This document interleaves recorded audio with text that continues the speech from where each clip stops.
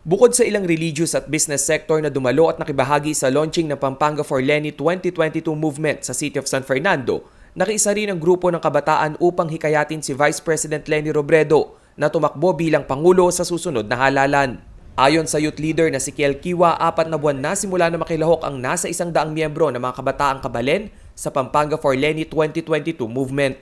Hangad nila na maging inspirasyon sa mga kapwa kabataan na maipakita ang halaga ng isang boto. Yung mga teachers, yung mga students, yung mga young professionals, lahat po tayo yung magmamana ng ng mga iboboto natin ngayong darating na halalan. Kung ano man yung mga polisiya na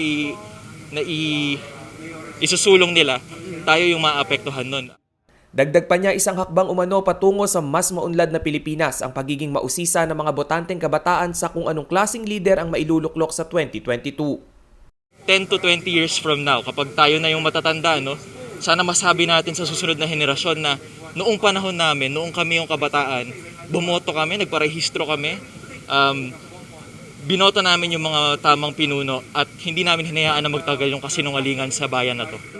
Sapat na patunay na raw ang naging career record ni Robredo bilang vice-presidente upang suportahan siya sa pinakamataas na posisyon ng Republika.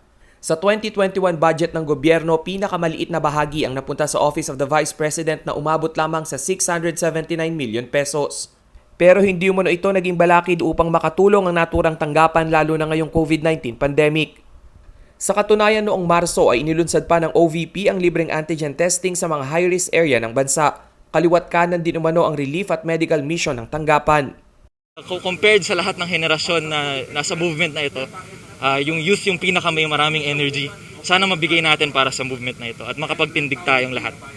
Para sa mga nais na makiisa sa Pampanga for Lenny 2022 movement, inilunsad ng samahan ng kanilang official Facebook page. Dahil nga sa iba't ibang restriksyong dala ng pandemya, gagawing online ang karamihan sa mga aktibidad gaya ng Voters Literacy Seminar. Samantala, sa latest count ng COMELEC, umabot na sa 60,117,780 ang rehistradong Pilipino para sa May 9, 2022 elections. 4 na milyon sa bilang ay mga bagong botante.